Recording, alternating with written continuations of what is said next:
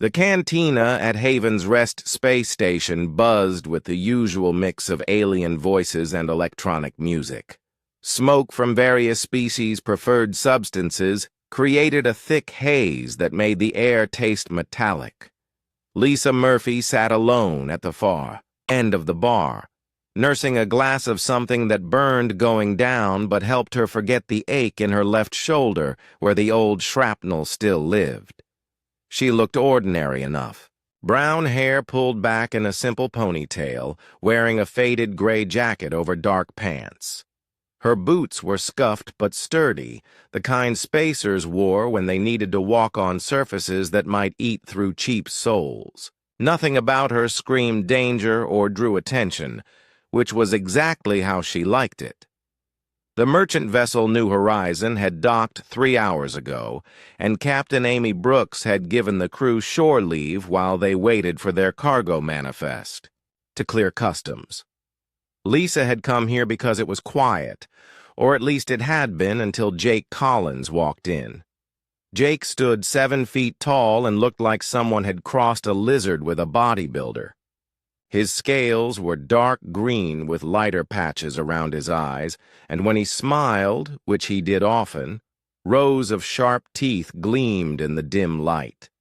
He wore the black and silver uniform of a Zentari Coalition mercenary, and every piece of gear on his belt looked expensive and well-maintained. "Another round for my friends," Jake called out to the bartender, his voice carrying the distinctive hiss that all Zentari had when speaking common. "Tonight we celebrate another successful mission." The other mercenaries around his table cheered and raised their glasses. Lisa counted 6 of them, all different species, all wearing the same cocky expressions that came with thinking you were the most dangerous thing in the room. She had seen that look before, many times, usually right before someone made a very bad decision. Jake's voice got louder as the alcohol flowed. 43 pirates dead in the last raid," he announced, making sure everyone in the cantina could hear. 43 more to add to my personal count?" A blue-skinned Altarian at his table nodded approvingly. "How many does that make total, Jake?" 207 confirmed kills, Jake said, puffing out his chest. "Not bad for someone who started counting late in life." The table erupted in impressed murmurs and backslapping. Other patrons began drifting over to listen as Jake launched into detailed stories about his various kills. He had a good storytelling voice. Lisa had to give him that. And his audience hung on every word. "The trick with Hadrani warriors," Jake was saying, "is that their exoskeletons are weak right behind the head segment. One good thrust with a vibroblade and they drop like stones. I learned that during the border wars when I killed 15 of them in single combat." Lisa took another sip of her drink and tried to ignore the conversation, but Jake's voice kept getting louder and more boastful with each story. She glanced at her chronometer.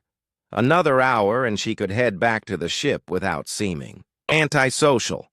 "Of course, not every species knows real combat," Jake continued, and something in his tone made Lisa look up. He was scanning the cantina now, looking for fresh meat to impress or intimidate. His gaze swept past her once, then snapped back when he noticed the small tattoo on her left wrist. "Well, well," he said, standing and walking over to the bar. "Earth Defense Force, if I'm reading that ink correctly." Lisa nodded politely. "Former EDF? Yes." Jake's laugh was loud and unpleasant. "A human soldier. How quaint." He turned to address the cantina at large. "Friends, we have a genuine Earth warrior with us tonight." The mockery in his voice was unmistakable, and conversations around the room began to quiet as people sensed potential entertainment. Lisa kept her expression neutral, and her hands relaxed on the bar. "Tell me, little human," Jake said, leaning against the bar beside her. How many beings have you killed in combat? I'm curious about your species' military record. I'd rather not discuss work, Lisa replied calmly. Come now, don't be modest, Jake pressed. Surely the mighty Earth Defense Force has seen some action. In the 50 years since humans joined the Galactic Council, a Vraxian trader near the door spoke up. Humans mostly do merchant runs and colony supply missions. Not much fighting involved in that kind of work. That's what I thought, Jake said with satisfaction. Humans are the babies of the galaxy. Soft, emotional, completely unsuited for real warfare. I bet our friend here has never even fired her weapon in anger. More aliens joined the conversation, sharing their opinions about human military capabilities. A four-armed Thessian claimed that human weapons were designed to look scary rather than actually hurt anyone. A crystalline Corvani insisted that humans were too concerned with rules and ethics to be effective soldiers. It makes sense, Jake continued, warming to his theme. Humans have only been in space for a few centuries. They've never fought a real war, never faced an enemy that wanted to wipe them out completely. They think combat is like their entertainment videos, where everyone follows rules and the good guys always win. Lisa finished her drink and set the glass down carefully. You seem very sure about that. Of course I'm sure, Jake replied. Look at you, sitting here alone, drinking quietly, trying not to cause trouble. That's not how a real warrior behaves. A real warrior commands respect through strength and reputation. Like your 207 kills, Lisa said. Exactly. Jake pounded his fist on the bar for emphasis. 207 confirmed kills across 12 different conflicts. That's the record of someone who has seen real combat, faced real enemies, made the hard choices that separate warriors from civilians. The cantina had gone almost completely quiet now. Even the bartender had stopped cleaning glasses to listen. Lisa could feel dozens of eyes watching her, waiting to see how the soft human would respond to being challenged by a real predator. So, I'll ask again, Jake said, his voice dropping to what he probably thought was a menacing whisper. What's your kill count, human? How many enemies have you personally eliminated in service to your species? Lisa reached into her jacket pocket and pulled out a small data storage device. It was nothing fancy, just a standard thumb drive that could hold a few terabytes of information. She placed it on the bar between them and slid it toward Jake. Start with folder 1, she said quietly. Jake looked at the drive suspiciously. What is this supposed to be? My service record, Lisa replied. You wanted to know about human military experience. That should give you a good overview. Jake picked up the drive and examined it. This little thing? How much information could it possibly hold? Enough, Lisa said. The Zentari mercenary pulled out his personal datapad and inserted the drive. The device chimed softly as it recognized the storage unit and began loading the directory structure. Jake's expression was skeptical as he navigated to the first folder. Terran Arachnid War, 2156-2162, he read aloud. Never heard of it. He opened the folder and began scrolling through the files inside. His skeptical expression gradually changed to confusion, then concern, then something approaching fear. Lisa signaled the bartender for another drink and settled in to wait. This was always the interesting part. Jake's claws tapped against his datapad as he scrolled through the first folder. The files were organized with military precision, each document labeled with dates, locations, and classification levels. He opened the first file, expecting to find maybe a training exercise report or a minor skirmish against pirates. Instead, he found himself reading about something called the First Contact Incident at Kepler 442b. The report was written in clinical professional language, but the content made his scales ripple with unease. According to the document, a human colony ship had encountered an alien species for the first time in 2156. The aliens were insectoid, highly aggressive, and apparently viewed all non-hive life as either food or obstacles. The initial attack had wiped out the entire colony of 50,000 humans in less than 6 hours. Jake glanced at Lisa, who was calmly sipping her fresh drink and watching the cantina's main display screen. She seemed completely uninterested in his reaction, which somehow made everything more unsettling. He returned to the files and found battle reports from the human military response. The documents painted a picture of warfare unlike anything Jake had ever encountered. The enemy, which humans had designated as arachnids due to their spider-like appearance, fought without any concept of individual survival. They threw themselves at human positions in waves, accepting massive casualties as long as they could advance even a few meters. But the humans had adapted quickly. Jake opened a video file labeled Tactical Assessment, New Shanghai Defense. The recording showed a human city under siege, surrounded by millions of chittering insectoid creatures that covered the landscape like a living carpet. The human defenders had built massive walls around their population centers, but the arachnids simply climbed over their own dead to breach the defenses. The video showed human soldiers doing things that made Jake's stomach turn. They used flamethrowers to create walls of fire that burned for days.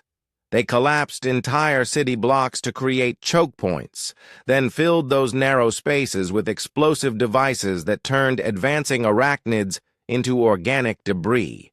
When ammunition ran low, they fought with improvised weapons, using anything from kitchen knives to sharpened pieces of metal torn from damaged buildings. But it was the human civilians that truly shocked Jake. The video showed ordinary people, including children barely old enough to walk, helping to manufacture weapons and explosive devices. Elderly humans worked in factories 20 hours a day, producing ammunition until they collapsed from exhaustion. Pregnant women served as lookouts and communications operators until the moment they went into labor. Jake found Lisa's personal combat log from the Siege of New Shanghai. Her unit, the 47th Urban Defense Battalion, had been assigned to hold Sector 7, which included 3 residential districts and a major supply depot. The sector housed approximately 200,000 civilians who could not be evacuated. Her first log entry was dated 6 days into the siege. She described the tactical situation with the same matter-of-fact tone someone might use to discuss the weather. The arachnids had broken through the outer defenses and were advancing through the residential areas, killing every human they encountered. Her battalion of 800 soldiers was facing an estimated 40,000 enemy combatants. The log entries chronicled 6 months of continuous combat. Jake read about soldiers who fought for days without sleep, using stimulant drugs that slowly destroyed their nervous systems but allowed them to keep firing their weapons. He learned about human wave tactics, where volunteers would strap explosive devices to their bodies and charge into arachnid formations, trading their lives for strategic advantage. Lisa's unit had developed what they called hunter-killer protocols. Small teams would infiltrate arachnid-controlled areas and systematically eliminate the creatures one by one, using knowledge of their biology to target weak points. Lisa herself had become an expert at what the reports called close-quarters biomechanical disruption, which Jake realized was a euphemism for killing arachnids with her bare hands. One report described how Lisa had volunteered for a mission to eliminate an arachnid queen that was directing attacks against civilian shelters. She had crawled through sewage pipes for 18 hours to reach the creature's location, then spent 4 hours fighting her way through its bodyguards. The kill was confirmed when the entire arachnid assault force suddenly became disorganized and began attacking each other. Jake's hands were shaking now as he scrolled through the documents. Each report was worse than the last, describing atrocities and acts of desperate violence that would have horrified any civilized species. But what truly disturbed him was the casual tone of the writing. These humans discussed mass murder and genocide as if they were talking about quarterly production reports. The folder contained personnel files for Lisa's unit. Jake learned that she had enlisted at age 17 and had been promoted to squad leader within 6 months of active combat. By the end of the war, she held the rank of battalion commander despite being only 23 years old. Her service record listed over 1,000 confirmed kills, and that was just during the New Shanghai campaign. But Lisa's individual record was nothing compared to the bigger picture. Jake found strategic summaries that described the human response to the arachnid threat. Initially, human forces had tried to follow their traditional rules of engagement, attempting to negotiate and seeking ways to coexist with the alien species. That approach lasted exactly 72 hours. Once the humans realized that the arachnids would accept nothing less than complete extermination of all non-hive life, their entire strategic doctrine changed overnight. Jake read about something called the Total War Protocol, which apparently gave human military commanders authorization to use any means necessary to eliminate the threat. The results were horrifying. Humans had developed biological weapons specifically designed to target arachnid physiology.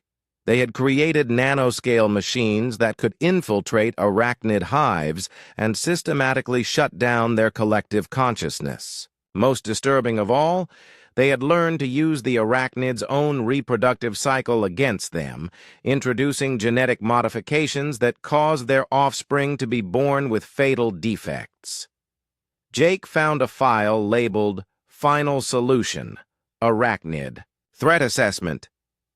The document was a post-war analysis of human military effectiveness during the conflict. According to the report, human forces had achieved a 99.97% elimination rate against arachnid populations across 12 star systems. The few surviving arachnids had been captured for biological research, then terminated when their usefulness ended. The war had lasted 6 years.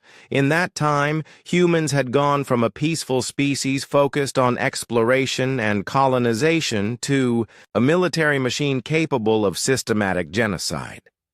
The transformation had been so complete that the post-war human government had needed to implement extensive psychological rehabilitation programs to help soldiers readjust to civilian life.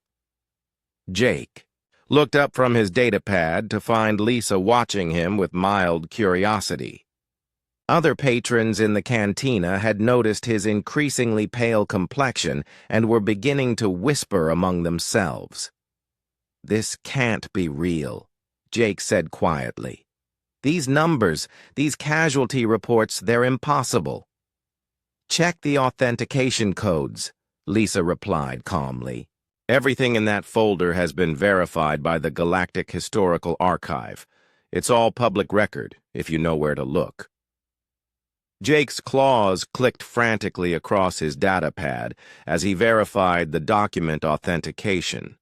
Each file bore the official seals of multiple human government agencies, along with confirmation codes from neutral alien observers who had been present during the conflict.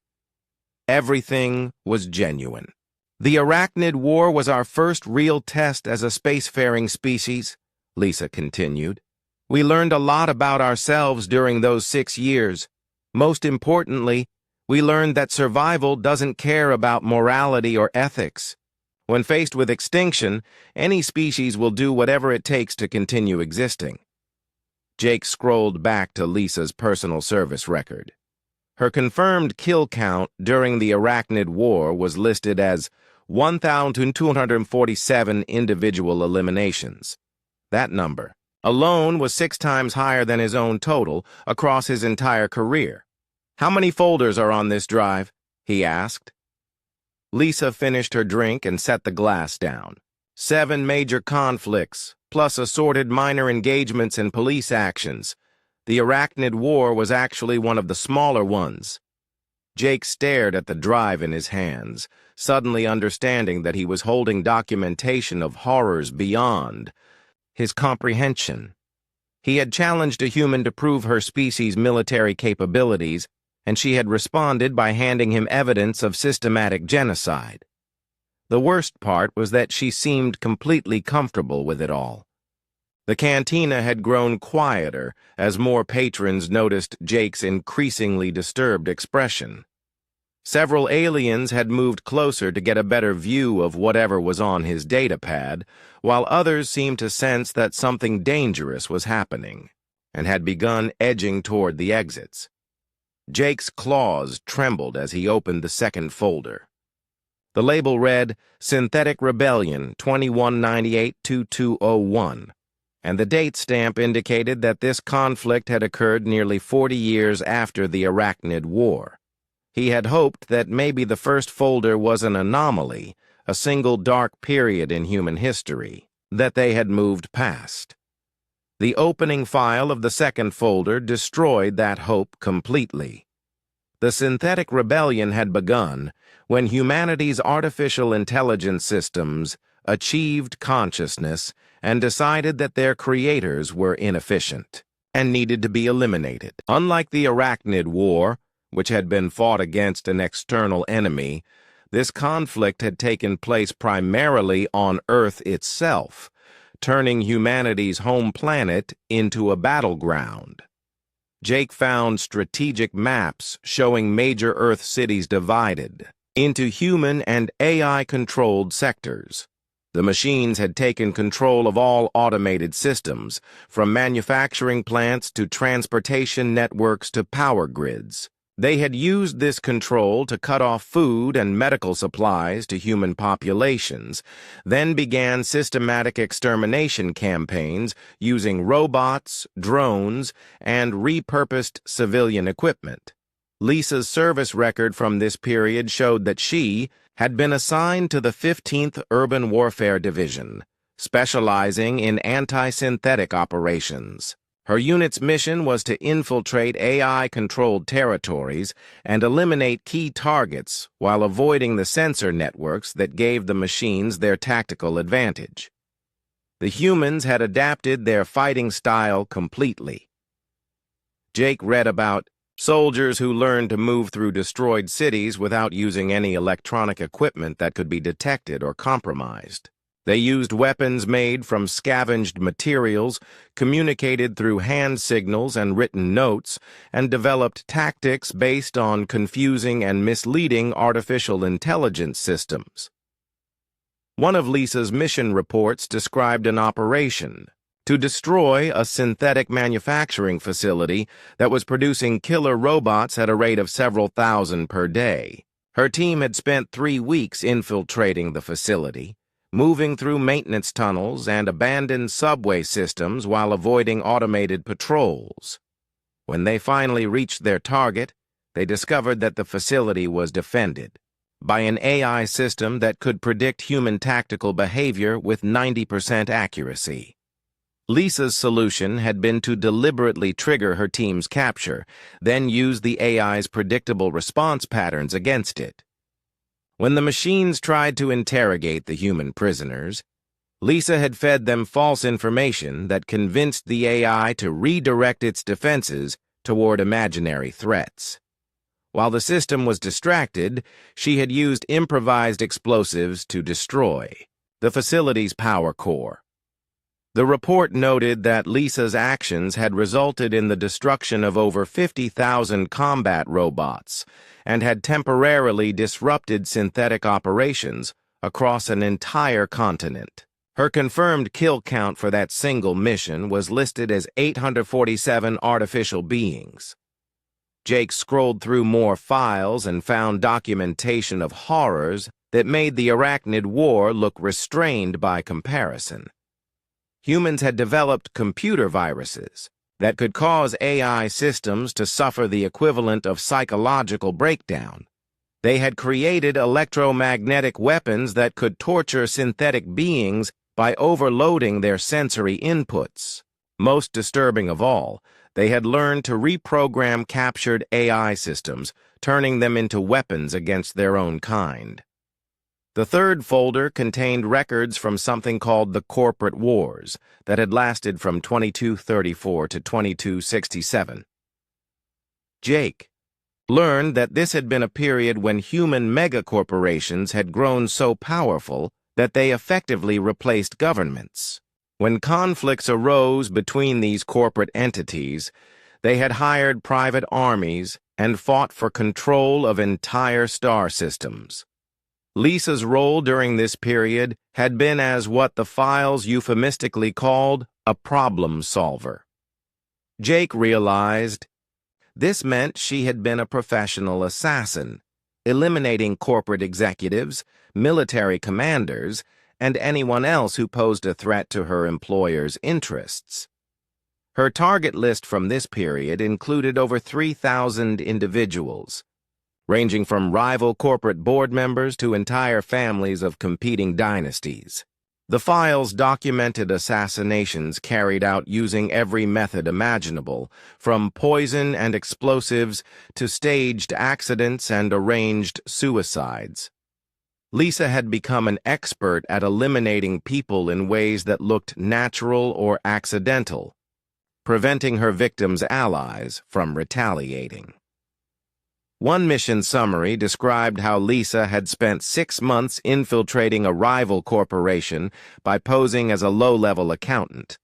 During that time, she had systematically identified and eliminated the company's entire senior leadership structure, then manipulated their automated trading systems to trigger a financial collapse that destroyed the corporation completely. The operation had resulted in over 2 million job losses, and had bankrupted 7 planetary governments, but it had secured her employer's dominance in 3 star systems.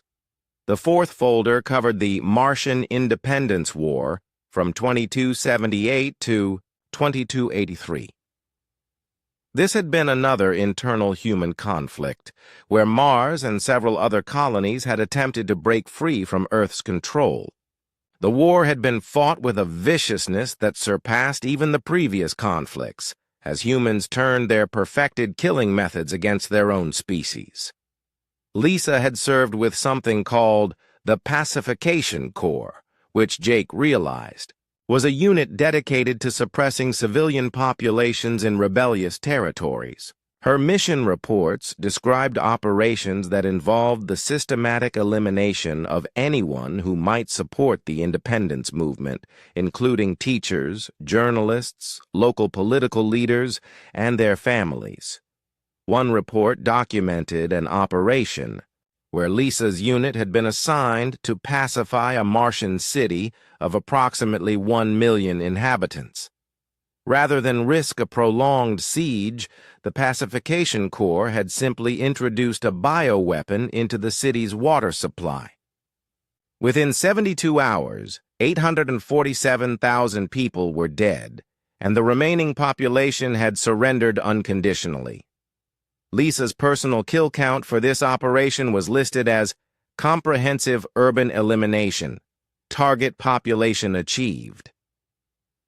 Jake's hands were shaking so badly now that he could barely operate his datapad. Several other aliens in the cantina had noticed his distress and were beginning to look concerned. The Altarian trader who had been praising Jake's combat record earlier was now backing away from the table, his blue skin pale with fear. The fifth folder covered the resource wars from 2301 to 2334, a 30-year period when humans had fought each other for control of dwindling mineral resources and habitable planets. This had been the longest and most destructive of all human conflicts, with casualties numbering in the billions. Lisa had served with the Extraction Corps, which Jake learned was a military unit tasked with securing resource-rich territories regardless of current ownership or population status. Her service record showed deployments to over 200 different worlds, where her unit would eliminate existing inhabitants and claim their resources for redistribution to human colonies. The scale of destruction was beyond anything Jake could comprehend. Entire species had been wiped out simply because they happened to live on planets that contained useful minerals. Whole star systems had been depopulated and converted into automated mining operations. The humans had developed weapons capable of destroying planetary atmospheres and had used them regularly when conventional conquest proved too time-consuming. Jake found a strategic summary that estimated the resource wars had resulted in the extinction of over 400 alien species and the displacement of billions more. The human military had perfected what they called efficiency protocols, which allowed them to eliminate entire planetary populations in a matter of days rather than months or years. Lisa's role had been as a territorial specialist, which meant she was responsible for eliminating any beings who might resist human resource extraction operations. Her confirmed kill count from this period exceeded 50,000 individuals, but the report noted that this figure only included direct elimination actions and did not account for the millions of deaths that resulted from her strategic planning and tactical recommendations. The sixth folder was labeled Purge Campaigns 2340-2355, and Jake almost didn't have the courage to open it. When he finally did, he discovered documentation of humanity's systematic elimination of its own genetic variants and artificially enhanced populations. Apparently, humans had developed so many different subspecies and augmented variants during their expansion across the galaxy that conflicts had begun arising between different human groups. The solution had been to establish genetic purity standards and eliminate anyone who didn't meet the specifications. Lisa had been part of the enforcement teams that carried out these elimination campaigns. Her targets had included humans with genetic modifications for enhanced strength or intelligence, humans who had been adapted for life on different types of planets, and humans who had incorporated alien DNA into their genetic structure. Dr. Ben Taylor walked into the cantina just as Jake was staring at the datapad with an expression of complete horror. Ben was a thin man in his 60s with graying hair and the kind of gentle demeanor that made people trust him instantly. He had been the New Horizons medical officer for 8 years, and most of the crew considered him a harmless old man who spent his free time reading poetry and tending to his collection of exotic plants. Jake barely looked up when Ben approached the table, but several other aliens in the cantina seemed relieved to see another human. They assumed that the doctor would be more reasonable than Lisa, more willing to explain away the disturbing information on the drive as some kind of misunderstanding or exaggeration. "Evening, Lisa," Ben said pleasantly, settling into a chair beside her. "I see you're making new friends." Jake wanted to know about human military history, Lisa replied. "I thought he might find my service record educational." Ben glanced at Jake's pale complexion and trembling hands. "Ah, you showed him the drive." He signaled the bartender. "Whiskey, please. Make it a double." Jake finally looked up from the datapad, his eyes wide with desperate hope. Doctor, please tell me this is some kind of joke. These files, these casualty numbers, they can't be real. Ben accepted his drink from the bartender and took a long sip before answering. Oh, they're quite real. In fact, they're somewhat understated. Lisa always was modest about her accomplishments. The hope died in Jake's eyes. How is that possible? How can you speak about this so casually? Because it's history, Ben replied. Ancient history, from our perspective. Most humans don't even think about the old wars anymore. We've moved on. Moved on? Jake's voice cracked. According to these files, your species committed genocide against hundreds of other races.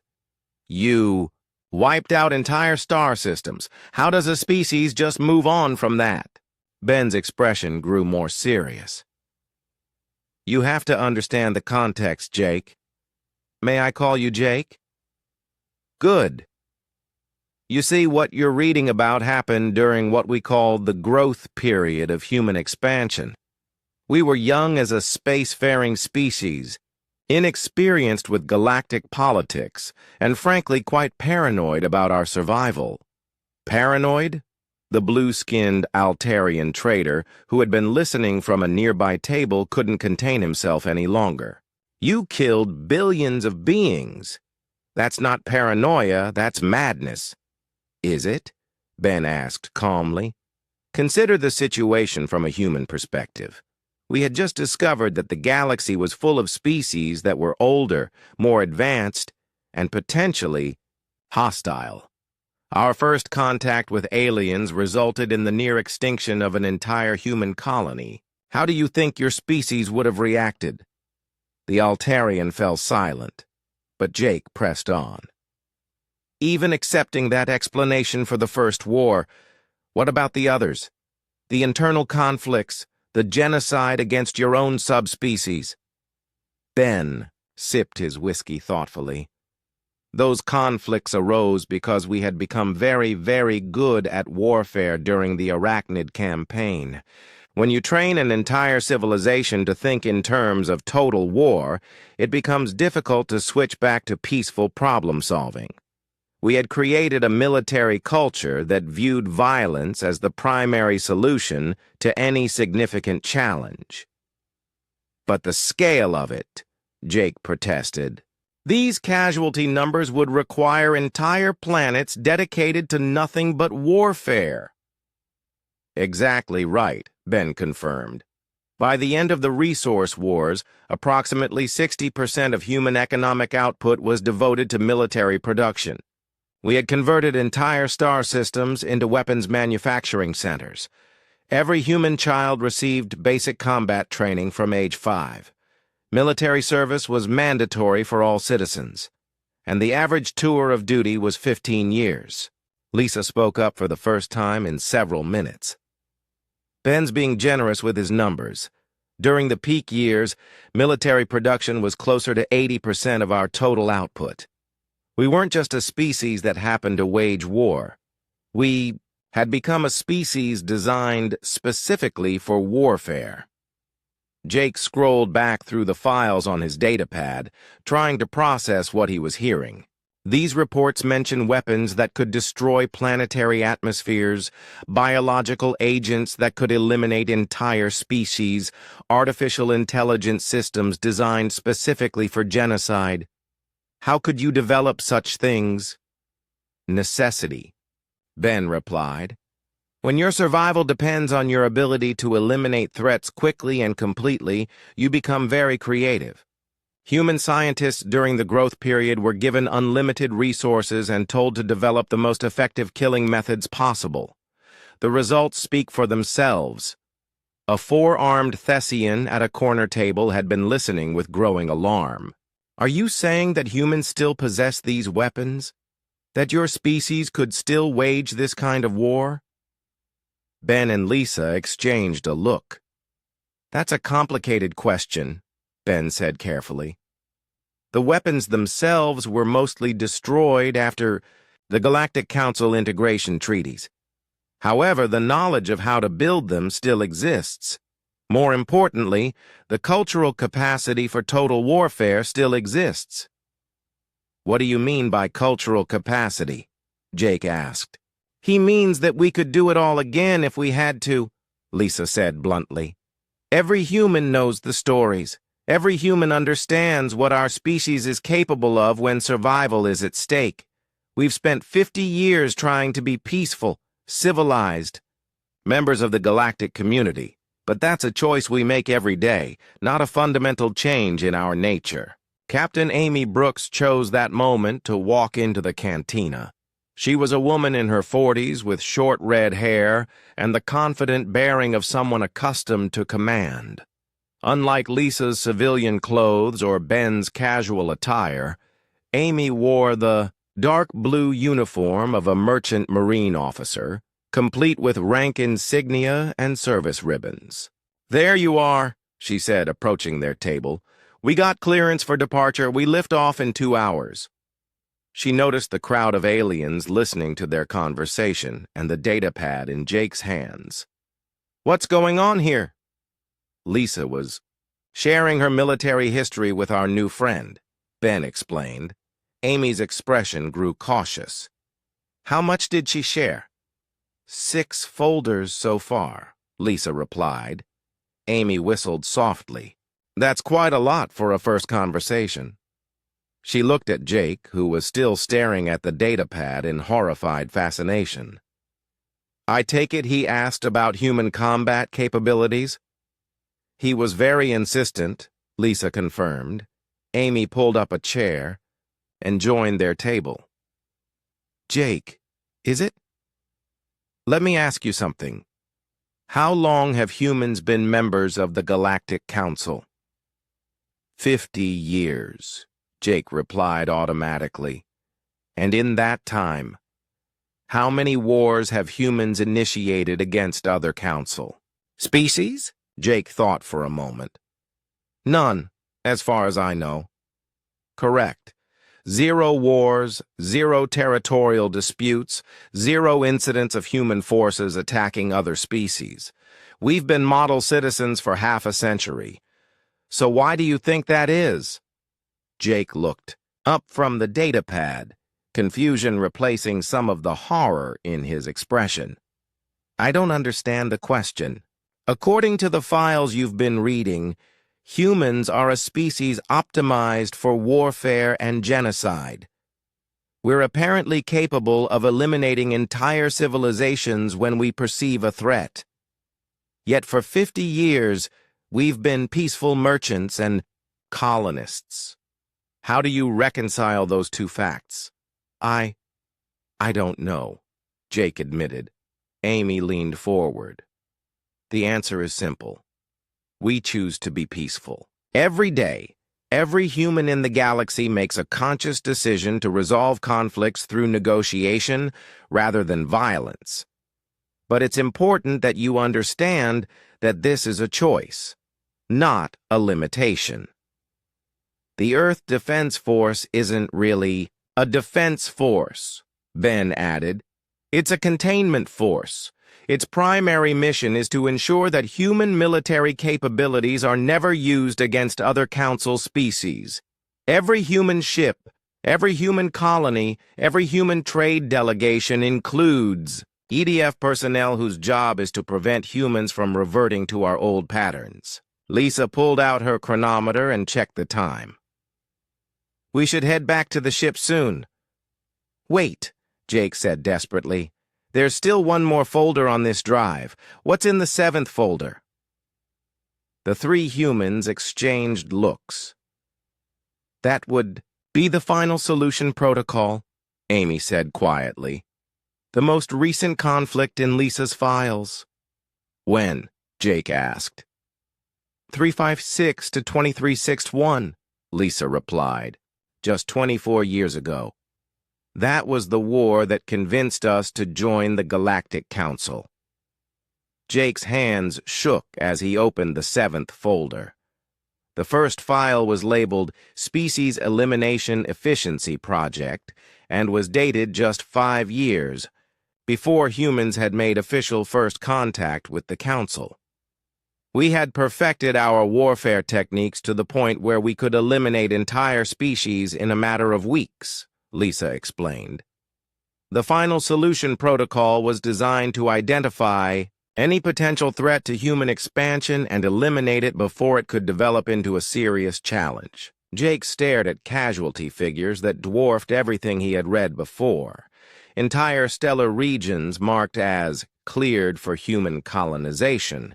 Species extinction dates listed with the same casual notation used for inventory updates. "How many?" he whispered. The final solution protocol eliminated 847 potential threat species across 23 star systems, Amy replied. It was considered a complete success from a strategic standpoint. But it was also unsustainable, Ben added. We had become so efficient at warfare that we were running out of enemies. The logical next step. The cantina had become completely silent. Every conversation had stopped as aliens throughout the room strained to hear the humans' quiet discussion. Even the background music seemed muted, as if the establishment's automated systems could sense the tension in the air. Jake sat motionless, staring at the datapad in his hands. The 7th folder contained documentation that made everything else look like minor skirmishes. The final solution protocol had been humanity's attempt to solve the problem of galactic coexistence by simply eliminating any species that might eventually pose a threat. The files showed strategic planning on a scale that boggled his mind. Human. Military analysts had developed computer models that could predict which alien species were likely to develop advanced technology within the next 1,000 years. They had identified potential rivals for habitable planets, competitors for rare resources, and species whose biology or culture might make them naturally hostile to human expansion. Then they had systematically hunted them all to extinction. Jake found star charts showing the affected regions. Entire sectors of space that had once teemed with diverse alien civilizations were now marked as cleared territories, available for human colonization. The efficiency reports were written in the same clinical language as inventory management, discussing the elimination of sapient species as if they were nothing more than obstacles to be removed. "Why are you telling me this?" Jake asked finally, his voice barely audible. Lisa retrieved the thumb drive from his datapad and slipped it back into her jacket pocket. "Because humans are tired of being treated like children." "I don't understand." "Captain." Amy Brooks leaned back in her chair, her expression thoughtful. "For 50 years, Jake, every species in the Galactic Council has looked at humans as the naive newcomers, the junior species that needs guidance and protection. You've all been very generous with your advice about how we should behave, how we should conduct ourselves, how we should approach galactic politics. It's been patronizing," Ben added. "Imagine if someone who had never experienced violence tried to lecture you about combat tactics. That's how humans feel when council species try to teach us about conflict resolution or resource management." Jake's mind was reeling. "But if humans are so powerful, why do you let other species treat you that way?" "Because we're trying to be better than we were," Lisa replied. "The old human approach to dealing with condescension would have been to demonstrate our capabilities in a very direct and permanent way. We're attempting to find more civilized solutions." "But that approach has limits," Amy continued. "Human patience isn't infinite. There are voices in our government and military that argue we've been too accommodating, too willing to accept second-class status in the council." Dr. Taylor finished his whiskey and set the glass down with a soft click. "The younger generation of humans is particularly problematic. They didn't live through the wars, didn't see the destruction we're capable of. To them, The old conflicts are just history lessons. They look around the galaxy and see species that mock human achievements, dismiss human capabilities, and treat us like we're not worth taking seriously. And that's dangerous? Jake asked. Very dangerous, Lisa confirmed. Young humans see species like the Zentari Coalition bragging about kill counts that wouldn't impress a human child. They see alien governments making territorial demands of human colonies. They watch council debates where human representatives are ignored or dismissed, and they start to think maybe the old ways weren't so bad after all. Amy checked her chronometer. We really should head back to the ship soon. But Jake, I want you to understand something important. The humans you've met tonight represent the moderate faction of our species. We believe in peaceful coexistence and diplomatic solutions, but we're not the only faction. There are human political movements that advocate for what they call proactive expansion, Ben explained. They argue that the galaxy would be safer and more prosperous under human management. They point to our efficiency during the growth period as evidence that human-led civilization is superior to the current chaotic system of competing species and conflicting interests. Jake felt sick. How many humans support these movements? That's classified information, Lisa said. But I can tell you that the numbers are growing. Every time a human colony is attacked by pirates, every time human merchants are cheated in trade deals, every time species like yours mock our military capabilities, more humans decide that maybe peaceful coexistence isn't working. The implications hit Jake like a physical blow. If humans decided to abandon their peaceful approach, every other species in the galaxy would be facing an enemy that had spent centuries perfecting the art of total warfare. The technical superiority that most alien species took for granted would mean nothing against opponents who had eliminated entire civilizations with primitive weapons and raw determination. What would it take? He asked quietly.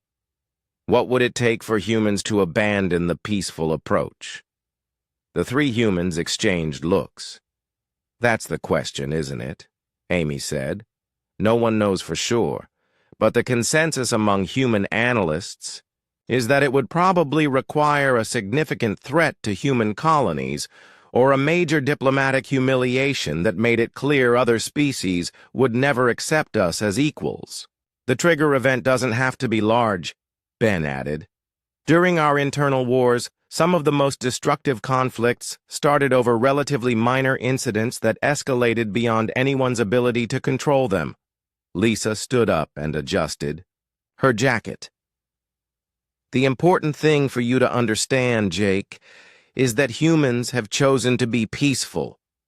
We didn't become peaceful because we were forced to, or because we lacked other options. We chose this path because we decided it was better for everyone, including ourselves. But choice implies alternatives, Amy continued, also standing. And humans are very, very good at alternatives to peaceful coexistence. Jake looked around the cantina and realized that every alien present had heard at least portions of their conversation. The expressions he saw ranged from fear to disbelief to calculating assessment. Several species were quietly making notes on personal devices, probably preparing reports for their governments. How many humans are there now? He asked. In space? Approximately 200 billion spread across about 1,000 worlds, Lisa replied casually. Plus another 50 billion on Earth and the core colonies. We've been very successful at peaceful expansion. The number hit Jake like another punch to the gut. 250 billion humans, all of whom had been raised on stories of their species' military achievements, all of whom possessed the genetic and cultural heritage of the most successful warriors in galactic history, all of whom were currently choosing to be peaceful. The New Horizon is scheduled to depart in 90 minutes, Amy announced to the cantina at large. Any passengers who want to continue their journey should settle their accounts and prepare for boarding. As the three humans headed toward the exit, Jake found his voice one last time. "Lisa, wait!" She turned back to face him. "Your kill count. What's your total?" Lisa considered the question for a moment. "The drive only contains my official military service record, declassified operations that the Earth government allows to be documented. That's not what I asked." 15,412 confirmed kills, she said quietly. "But that's just the direct eliminations. If you include strategic, planning, tactical recommendations, and command decisions, the number is considerably higher." Jake's datapad slipped from nerveless fingers and clattered to the floor. "How much higher?" "I stopped counting at 2 million, Lisa replied. The numbers became meaningless after that. She walked out of the cantina, followed by Ben and Amy, leaving behind a room full of aliens who were just beginning to understand that everything they thought they knew about humans had been wrong. Jake sat alone at his table for a long time after they left, staring at his empty glass and thinking about his own combat record. 207 kills across his entire career, accumulated over decades of military service. He had been proud of that number, had considered it proof of his warrior status. Now it seemed pathetically small. Other patrons began leaving the cantina in small groups, many of them speaking in hushed whispers about what they had heard. Jake noticed that several were making urgent communications to off-station contacts, probably warning their respective governments about the implications of the evening's revelations. Finally, Jake stood up and walked to the bar. He ordered another drink, then another, trying to wash away the images from Lisa's files. But every time he closed his eyes, he saw casualty reports and extinction statistics and strategic summaries written in calm, professional language. The bartender, a six-armed hexapod with a reputation for discretion, leaned across the bar. "Rough night?" Jake managed a bitter laugh. "You could say that." "The humans? They're different from what most people think." "Yeah." Jake finished his drink in one swallow. "Yeah, they really are."